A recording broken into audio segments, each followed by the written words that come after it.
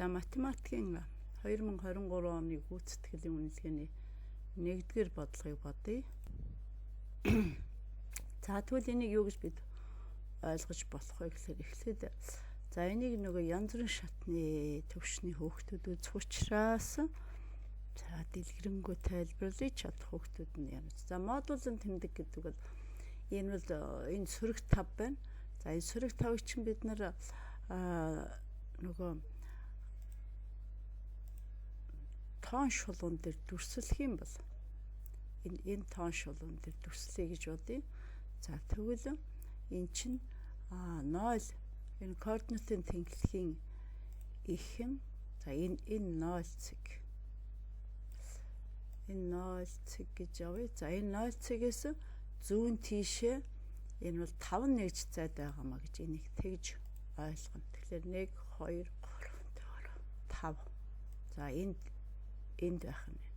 За энэ бол сөрөг 5 гэсэн цэг маань. Тэгвэл энэ сөрөг 5. Энэ болох тэр сөрөг 5.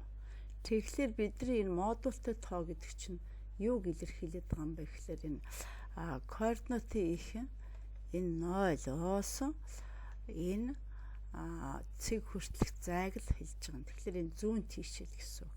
Ийм учраас нөө модулын тэмдгийн дотроос үргэлж эерэг тоо гарна гэдэг чинь ийм хүчтэй зүгт илэрхийлж өгч байгаа. За энийг та бүхэн векторыг мэдсэн учраас энийг ойлгоно. За дараа нь 3 гэсэн эерэг тэмдэгтэй модулын тоо байна.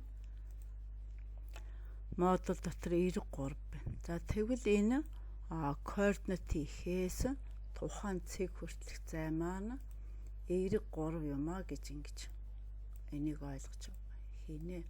Тэгэхээр модулын тэмдэг гэдэг бол юу илэрхийлдэг гэхээр ерөөсөө координатын тэнхлэхийн ихээс тухайн цэг хүртэлх зайг илэрхийлээд байгаа маа гэж ингэж ойлгож болно.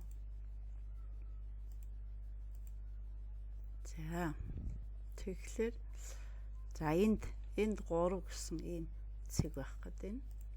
За ингээд модуль гэдэг бол ер нь координатын ихээс тухайн цэг хүртэлх зай юм байна. Тэр зай маань энэ координатын ихээс баруун тийшүү зүүн тийшүү гэсэн ийм л хэмжээг илэрхийлж өгч байгаа юм байна.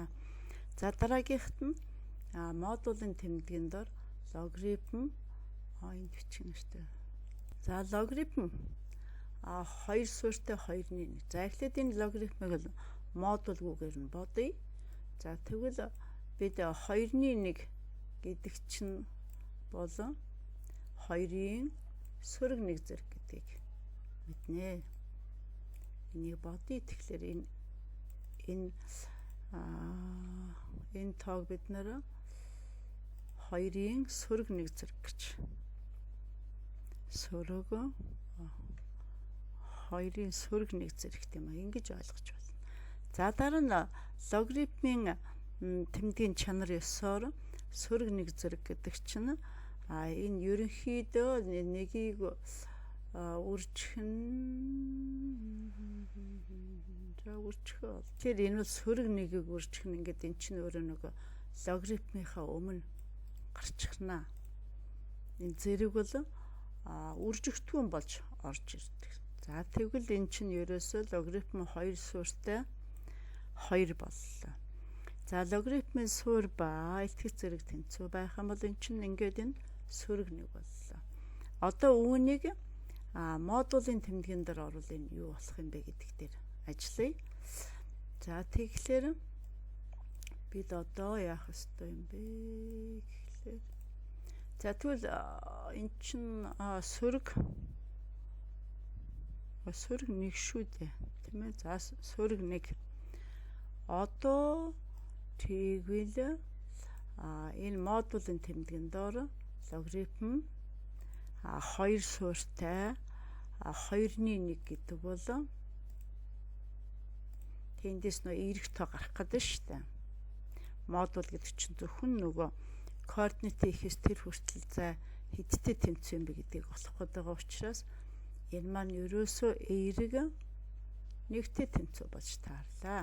За ингээд эмгэгтэйчлэр бидний хариу 3 гарч байна. За энэ 3-ыг бид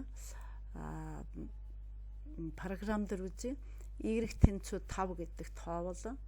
За энд байна. Тэгэхээр бид нөгөө Y-ийн утгыг олох гэдэг учраас модулийн тэмдгийн дотор байгаа 93 чинь сөргөөрөө орж ирэхлээр за энэ ийм утга юм уу өгөх нь байна. За логарифм 2 суурьтай 2-1 маань модулийн тэмдгийн дотор орохлоор ийм болно.